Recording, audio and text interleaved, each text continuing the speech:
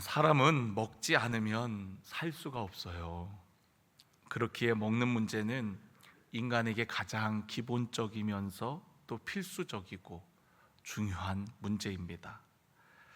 그런 면에서 어떤 사람이 먹는 문제만큼 중요하게 여기는 것이 있다면 그것이 그 사람의 인생의 가치이고 또 목적일 것입니다.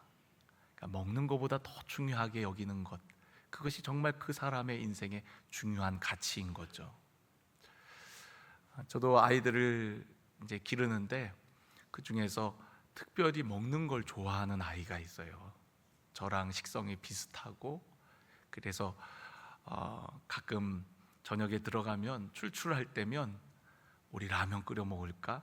뭐 시켜 먹을까? 하면은 이제 저의 그런 의견에 기쁨으로 반응해 주는 아이가 있습니다. 그 의기투합해 갖고 엄마가 밤에 뭘 먹냐 그래도 같이 이렇게 먹으면서 그 기쁨을 누리거든요. 근데 이 아이가 언제부턴가 안 먹겠다 그래요. 그래갖고 먹는 기쁨이 사라졌잖아요. 그래서 너 왜 안 먹어? 너 늘 먹었잖아. 그랬는데 그 아이가 안 먹겠다는 거예요. 나 다이어트 중이라는 거예요. 이제 이 아이에게는 먹는 것보다 더 중요한 가치가 생겼어요. 외모, 또 다른 사람들의 시선, 잘 보이고 싶은, 멋지고 아름답게 보이고 싶은 그 가치가 생기니까 그 먹는 걸 포기하더라고요. 정말 어려운 일인데 안 먹겠다고. 근데 막상 하면 또 먹어요. 와서 유혹을 이기지 못하고. 그처럼 여러분, 우리가 먹는 것보다 더 중요하게 여기는 것은 그 사람의 가치이고 또 인생의 목적이 될 거예요. 우리가 그런 얘기 많이 하죠. 우리는 먹기 위해 사는가, 살기 위해 먹는가. 이 말의 뜻을 가만히 생각해 보면 이런 의미인 것 같아요. 먹기 위해 산다는 것은 인생의 목표나 방향이 없는 사람을 가리켜 이르는 말이고, 살기 위해 먹는 사람은 인생의 더 중요한 가치와 목표를 위해 나아가는 사람을 의미하는 것일 겁니다. 오늘 예수님과 제자들은 굶주려 있었어요. 제자들이 양식을 얻어왔거든요. 예수님 잡수세요. 그러니까 예수님께서는 내게는 너희가 알지 못하는 먹을 양식이 있다 라고 얘기를 해요. 제자들은 예수님이 뭐 따로 숨겨둔 음식이라도 드셨나, 아니면 누가 음식을 좀 갖다 드렸나 이렇게 생각했는데, 예수님께서 말씀하시는 이 양식은 육신을 위한 양식이 아니라 영의 양식을 의미하는 겁니다. 예수님은 나의 양식을 말씀하시면서 우리가 무엇을 목적으로 삼아야 할지를 교훈하고 가르쳐주고 계세요. 제자들과 함께 예수님은 사마리아 땅을 지나고 계셨어요. 이제 허기졌습니다. 목마른 상태였어요. 제자들은 양식을 얻으러 가고 예수님께서는 우물가에 있다가 그곳에 온 여인에게 물을 좀 달라고 하시며 그 여인과 대화를 하게 되어집니다. 제자들이 양식을 얻어갖고 돌아와 보니까 예수님께서 사마리아 여인과 대화하는 모습을 보고 이상하게 여겼어요. 27절을 보니까 이때 제자들이 돌아와서 예수께서 여자와 말씀하시는 것을 이상히 여겼으나 무엇을 구하시나이까, 어찌하여 그와 말씀하시나이까, 묻는 자가 없더라 라고 말씀하고 있습니다. 그러니까 사마리아 여인과 대화하는 것을 이상하게 여겼어요.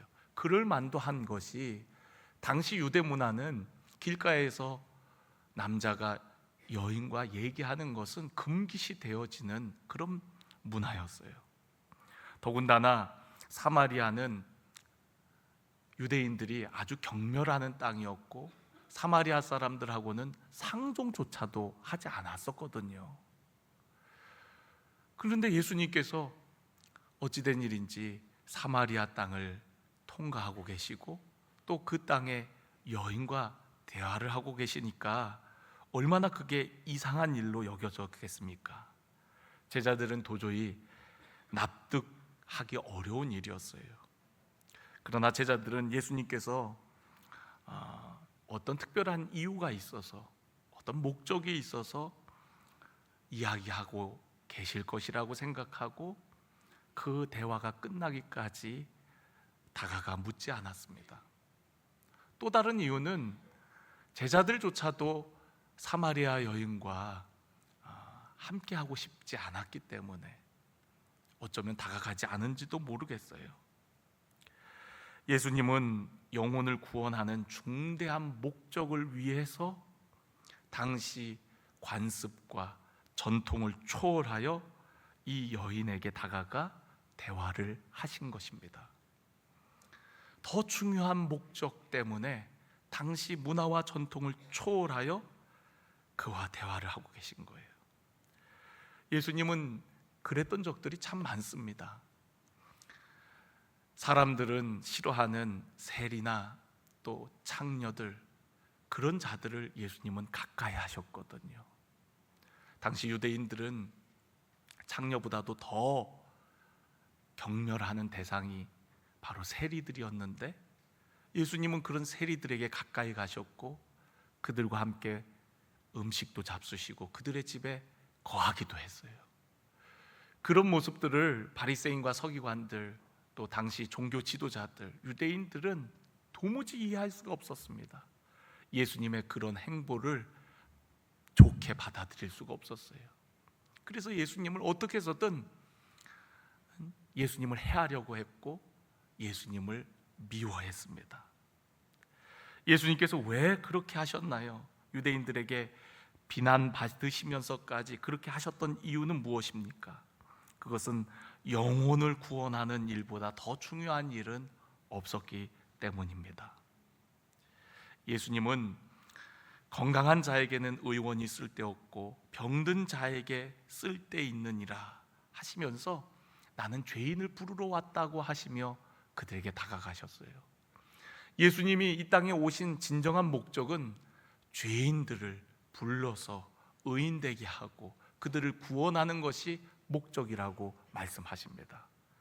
예수님께서 오늘 말씀 가운데에도 나의 양식은 나를 보내신 이의 뜻을 행하며 그의 일을 온전히 이루는 이것이니라 라고 말씀하셨는데 예수님께서 이 땅에 오신 목적이 바로 죄인들을 회개하게 하고 그들에게 영생을 주시는 것이 바로 예수님의 목적이라는 거예요. 그렇기 때문에 그 당시의 관습과 전통을 뛰어넘어 예수님께서는 그들에게 다가가셨던 겁니다. 유대인들의 미움과 비난 가운데에서도 굴하지 아니하고 한 영혼을 구원하기 위해서 더 중요한 가치와 목적을 이루기 위해서 다가가는 모습을 볼 수가 있는 거죠. 2015년에 우리나라에 굉장히 아주 유명한 책 중에 미움받을 용기라는 책이 있습니다. 일본인 작가가 쓴 책인데 철학자와의 그런 대화를 책으로 엮어냈어요. 책 제목에서도 여러분 짐작할 수 있듯이 우리는 미움받을 용기가 필요하다는 거예요. 어떤 가치 있고 중요한 일을 하는 데 있어서 우리는 미움받을 그런 용기가 필요하다는 겁니다. 결단과 그 결단을 실행할 수 있는 용기가 필요하다는 거예요. 저는 그 책의 내용을 보면서 그래 맞아, 우린 너무 많은 걸 신경 쓰고 너무 많은 눈치를 보면서 정말 중요한 일을 하는 것을 주저할 때가 많지라는 생각이 들었어요. 요즘에 전도가 어렵다 그래요. 교회에 대해, 기독교에 대해 좋지 않은 사회적 시선 때문에 내가 그리스도인이라는 것을 나타내는 것조차가 부담스럽다고 얘기합니다. 어떻게 전도할 수 있지? 어떻게 사람들에게 복음을 전할 수 있지? 불편하고 힘든 일처럼 느껴집니다. 그런데 여러분, 사람들에게 미움받을 것을 두려워하지 마십시오. 예수님은 영혼 구원을 위해 유대인들의 비난과 미움을 자처하셨어요. 당시 관습과 사회적 전통을 깨고 그 모든 장애를 극복하고 다가가셨습니다. 유대인들은 사마리아 땅을 될 수 있는 대로 안 지나가십니다. 안 지나다닙니다. 그런데 예수님께서는 일부러 그 사마리아 땅으로 들어가셨어요. 그리고 이 여인을 만나시고자 했던 것이죠. 당시 사회적 전통을 깨고 먼저 말을 건넵니다. 이 사마리아 여인은 그런 예수님을 이상하게 여기고 당황하게 생각합니다. 당신은 유대인으로서 어찌 나에게 물을 달라고 하나이까? 라고 반응을 하는 모습을 볼 수가 있어요. 예수님이 왜 그러셨을까요? 그 마을에 소외되고 목말라 하는 그 한 영혼을 구원하시기 위함 아니겠습니까? 그 한 영혼을 위해서 남들 안 가는 그 사마리아 땅으로 들어가셨고, 당시 아무도 여인에게 말을 걸지 않는데 그 전통을 깨고 관습을 깨고 다가가신 거예요. 말을 거신 거예요. 그리고 마침내 그 대화를 통하여서 이 여인이 예수님이 그리스도임을 믿게 되어집니다. 이 여인은요, 가지고 왔던 물동이를 버려두고 내가 만난 예수님을 다른 사람에게 전하기 위해서 마을로 달려가게 되어집니다. 이 여인의 가치는 물동이었어요. 물을 길러 왔습니다. 육신의 목마름을 위해서 왔지만 참된 생수 되시는 예수 그리스도를 만나고 나니까 이제는 가치가 바뀌었습니다. 육신의 목마름을 위해 사는 인생이 아니라 영원한 생수 되시는 예수 그리스도를 위해 사는 인생으로 완전히 바뀌어진 거예요. 그의 단적인 모습, 물동이를 버려두고 간 그 모습이 바로 그러한 것을 의미하는 겁니다. 이제는 내가 영원한 생수 되신 주님을 위해 사는 인생으로 마을 사람들에게 달려가서 내가 만난 주님을 당신들도 와서 보라고 이야기를 하는 겁니다. 우리 다음 주 구원데이가 바로 이러한 날이 되기를 원합니다.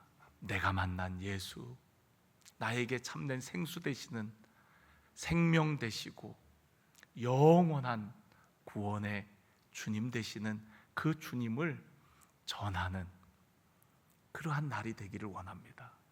와서 보라, 와서 보라. 내가 만난 그 예수님을 너희들도 보고 그가 과연 그리스도인지를 알기를 원했던 것이죠.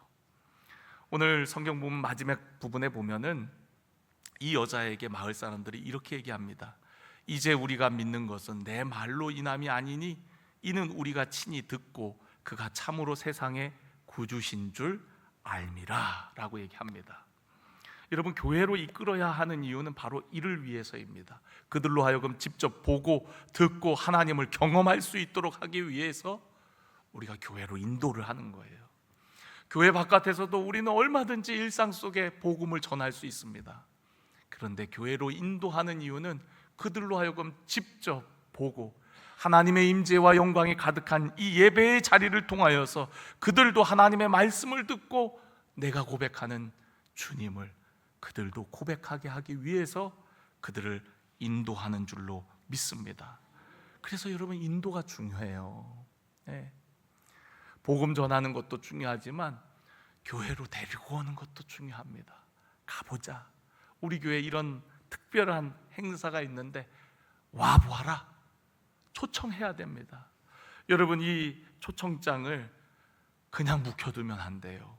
성경책에다 딱 꽂아놓고 한 주간 동안 지나고 다음 주에 올 때 아유 이거 내가 안 줬네 이러면 안 됩니다. 이거 꼭 나눠주셔야 돼요. 예. 이게 쓰레기통으로 들어가지 않도록 여러분 꼭 활용하셔서 한 명 이상씩 꼭 주께로 인도하는 우리 사랑하는 모든 성도 여러분들이 되어지기를 주님의 이름으로 간절히 축원합니다. 복음을 전하고 영혼을 구원하는 일이 그 어떤 일보다도 중요합니다. 우리는 먹든지 마시든지 무엇을 하든지 다 하나님의 영광을 위하여 살아야 되는 줄로 믿습니다. 제자들이 예수님께 음식 드실 것을 청하자 예수님은 그들이 알지 못하는 양식이 있다고 말씀하시죠. 제자들은 누군가 예수님께 음식을 갖다 드린 줄 알고 오해를 해요. 그런데 그 오해하는 제자들에게 분명하게 말씀하세요. 나의 양식은 나를 보내신 이의 뜻을 행하며 그의 일을 온전히 이루는 것이다 라고 말씀하십니다. 예수님은 인생의 목적을 이루는 것이 먹는 것보다 더 중요함을 우리에게 말씀하고 계세요. 또한 복음을 전하고 영혼을 구원하는 일이 날마다 양식을 먹는 것처럼 일상적이고 가장 중요함을 우리에게 깨우쳐 주고 있습니다. 오늘 여러분의 양식은 무엇인가요? 예수님의 양식은 하나님의 뜻을 행하고 온전히 이루는 것이 예수님의 양식이라고 했거든요. 그렇다면 여러분의 양식은 무엇입니까? 여러분의 영적 양식은 무엇입니까? 좀 예를 한번 들어볼게요. 좀 부정적인 예이지만 그래도 이해가 빠를 것 같아요. 청소년들 같은 경우에는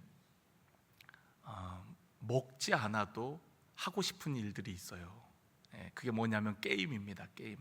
먹지 않아도 즐겁고 먹는 것을 잊어버리게 하는 그런 일, 청소년들에게는 게임이겠죠. 정말 또 어떤 아이들은 공부가 될 수도 있겠고요. 공부하느라고 시간 가는 줄 몰라서 밥 먹는 것도 잊어버리는 학생도 있지 않을까요, 여러분? 근데 대부분의 학생들은 게임에 몰두하다 보면 엄마가 밥 먹으라고 하는 얘기도 잘 못 들어요. 밥이 식으니까 야단을 쳐야 그제서야 와서 먹는 둥 마는 둥 하고 또 게임하러 갑니다. 그러니까 우리가 먹는 것보다 더 중요하게 여기는 것, 그것이 그 사람의 가치고 또 목표이겠죠. 또 어떤 사람은 일 중독자들이 있어요. 그래서 일하는 거, 돈 버는 거에 아주 중요한 가치를 가진 사람들은 먹는 둥 마는 둥 대충 때우고 일을 합니다. 그냥 허기만 그냥 채울 정도로 아무 음식이나 대충 때우고 일에 몰두하는 사람들도 있어요. 먹는 거, 자는 거 이런 거를 다 뒤로 하고 달려가고 있다면 그 일이 그 사람에게 가장 중요하고 가치 있는 일일 것입니다. 어떤 분들은 그런 이야기도 하더라고요. 자녀들이 자라는 모습만 봐도 안 먹어도 배부르다고. 우리 갓난 아기들 이렇게 뭐 먹는 모습만 봐도 아유 이뻐라, 그냥 안 먹어도 배부르네. 아이들 자라는 모습 보면 그런 얘기들을 할 때가 있습니다. 그만큼 그의 가치가 자녀와 어떤 사랑하는 대상에게 있는 거죠. 그 자녀가 자라는 모습만 봐도 정말 안 먹어도 배부른 그런 느낌을 받게 되어집니다. 예수님도 지금 그런 상황이에요. 예수님도 한 여인이 회심하고 그 여인을 통해서 마을 사람들이 주께로 돌아오는 모습을 볼 때에 예수님은 지금 먹는 게 중요한 게 아니라고 말씀하시는 겁니다. 먹지 않아도 배부르다고 말씀하세요. 왜요? 예수님이 이 땅에 오신 목적은 바로 잃어버린 양을 찾아 구원케 하기 위해서 저 죄인들을 부르러 오셨기 때문에 지금 그 하나님의 뜻을 이루어 드리는 것이 그 어떤 일보다도 예수님에게는 중요하고 가치 있고 또 예수님의 목적이 바로 그 일이기 때문에 지금 예수님은 드시지 않아도 배부르신 겁니다. 저 역시 또 그렇습니다. 예수님의 마음이 어떤 마음인지 알 것 같아요. 주일날 예배를 드릴 때 한동안 보이지 않던 성도들의 얼굴이 보이면 기뻐요. 힘이 나요. 우리 성도들의 얼굴을 보는 것이 저에게는 마치 양식과 같습니다. 새 가족이 등록하면 너무 기쁩니다. 그날은 정말 밥을 안 먹어도 배부릅니다. 그러나 이제 성도들을 만나기 위해서, 성도들과 교제하기 위해서 한번 얼굴이라도 더 보고 인사하기 위해서 식당으로 내려가요. 식당으로 내려가서도 성도님들 한 분 한 분을 이렇게 살펴보면서 식사를 하게 됩니다. 저희 아내가 늘 하는 얘기가 있어요.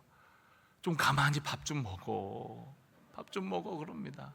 왜냐하면 제가 밥을 먹을 때 고개를 쭉 펴서 이렇게 살펴보거든요. 누가 식사를 하시나, 누가 오셨나. 아이고 저분 아프신데 어떻게 오셨지? 그러고서 달려가서 인사하고 또 아는 척하고 싶어서 밥이 입으로 들어가는지 코로 들어가는지 대충 그냥 구겨 넣게 되어집니다. 왜 그러냐면 먹는 것보다 여러분들을 보는 것이 더 기쁘기 때문에 그렇습니다. 예수님은 한 영혼이 회개하고 돌아오는 것이 그토록 기뻤던 거예요. 오늘 우리에게 그런 예수님의 마음이 있기를 간절히 원합니다. 예수님의 마음으로 영혼을 바라보기를 원합니다. 한 영혼이 주께로 돌아오는 것이 얼마나 큰 기쁨인지, 천하보다 귀한 영혼이라고 하지 않았습니까? 그 한 영혼이 돌아올 수 있도록 우리 한 사람 한 사람이 거룩한 통로가 되어지기를 주님의 이름으로 간절히 축원합니다. 예수님은 영적 눈으로 보면서 추수할 때가 이르렀다고 말씀하십니다. 넉 달이 지나야 추수할 때인데 예수님은 믿음의 눈으로, 영적인 눈으로 추수할 때가 이르렀다고 얘기를 해요. 사람들은 육신의 양식을 얻기 위해 온 힘을 다하지만 예수님은 영혼 구원을 위해 힘을 다하시고 그리고 자신의 생명까지도 우리를 구원하시기 위해 다 내어 주셨습니다. 예수님께서 이 사마리아 땅을 가신 이유는 이 여인을 만나시기 위함이고 사마리아인들도 예수님을 만나고 구원받는 백성들이 되기 위해서인 줄로 믿습니다. 예수님은 한 여인에게 복음의 씨앗을 뿌렸고 그 여인이 변화되어 많은 사람들을 거두게 되었습니다. 예수님은 심었고 제자들은 거두게 되었습니다. 누군가는 심고 누군가는 거두게 되어진다는 거죠. 예수님께서 말씀하신 추수의 때는 바로 지금인 줄로 믿습니다. 많은 사람들은 지금 전도하기 어렵고 교회로 사람을 데려오는 것이 힘들다고 하지만 지금이야말로 영적 추수 때인 줄로 믿습니다. 많은 사람들이 교회를 비판하고 또 비난한다는 것은 그만큼 교회에 대한 관심이 있다는 것입니다. 우리가 올바른 교회가 되어서 우리 한 사람 한 사람이 진정한 교회가 되어서 하나님의 영광을 드러낸다면 그들도 주님께로 돌아오게 될 줄로 믿습니다. 교회를 안 나가는 사람들이 많다고 합니다. 많다는 것은 추수할 영혼들이 많다는 것을 의미합니다. 예비된 영혼들이 많이 있다는 것을 의미합니다. 안 된다, 못한다는 생각이 아니라 여러분 미움받을 용기를 가지고 다가갈 때 우리의 앞에 놓여있는 장애물과 우리의 선입견들을 다 극복하고 영혼들에게 달려갈 때 마침내 그 영혼들이 주님께로 돌아오는 놀라운 역사들을 경험하게 되어질 줄로 믿습니다. 마을에서 소외받던 한 여인의 회심이, 변화가 마을 전체의 변화로 이어졌습니다. 마을 전체의 부흥으로 이루어졌습니다. 이 땅의 부흥과 회복은 바로 한 사람으로부터 시작되어지는 줄로 믿습니다. 오늘 이 예배를 드리는 우리 한 사람 한 사람, 나부터 변화와 회심을 경험하고 내가 만난 예수님을 전하기 시작할 때 하나님의 폭발적인 부흥의 은혜를 경험하게 되어질 줄로 믿습니다. 우리의 힘으로는 감당할 수 없었던 이 땅이 우리 주님께서 함께 하셔서 우리를 통해서 역사하실 때에 못할 것 같은, 하지 못할 것 같은 일들을 하게 되어지는 전능하신 하나님의 역사들을 경험하게 되어질 줄로 믿습니다. 우리 교회부터, 나 한 사람부터 복음을 전하고 주께로 사람들을 이끌 때 그런 우리들을 통해서 우리 강릉 땅에 놀라운 변화와 부흥이 임하게 되어질 줄로 믿습니다. 예수님은 제자들을 부르실 때에 그들이 무엇을 하게 될지를 말씀해 주셨어요. 나를 따르라. 이제부터는 사람 낚는 어부가 되게 하리라 라고 말씀하셨습니다. 먹고 살기 위한 물고기 잡는 어부가 아니라 이제는 나를 창조하시고 나를 부르신 그 하나님을 위해 일하는 사람 낚는 어부가 되어야 한다라고 말씀하십니다. 여기에 모인 우리 모두는 사람 낚는 어부로 우리 주님께서 부르신 줄로 믿습니다. 여러분이 공부를 하던 직장을 다니던 사업을 하던 어떤 일을 하던 간에 그 일을 통해서 영혼을 구원하는 우리 하나님의 사람들이 되어지기를 간절히 원합니다. 영혼 구원을 위한 더 중요한 가치를 위해서 우리의 삶을 드릴 때에 하나님께서는 우리의 삶의 모든 필요를 아시고 때를 따라 공급해 주실 줄로 믿습니다. 감리교 창시자인 요한 웨슬레 목사님께서 믿음의 후예들에게 이런 말씀을 남기셨습니다. 제가 그 말씀을 한번 읽어드릴게요. 당신은 영혼을 구원하는 일 외에는 아무 일도 하지 마시오. 그러므로 이 일로 시간을 보내고 이 일로 당신이 쓰여지도록 하시오. 보시오, 당신이 얼마나 많이 봉사했느냐, 또는 이런저런 일들에 얼마나 많은 관심을 가졌느냐가 문제가 아니라 당신이 최선을 다해 영혼을 구했느냐 못했느냐가 당신의 문제입니다. 할 수 있는 대로 많은 죄인을 데려와 회개하게 하시오 라고 말씀했습니다. 여러분, 우리가 어떤 일들을 많이 했느냐 못했느냐 보다 더 중요한 것은 오늘 우리의 관심이 영혼 구원에 있는지, 영혼을 구원하는 일을 위해 우리의 삶을 드리고 또 그 일을 위해 힘썼는지, 그것이 중요하더라는 거예요.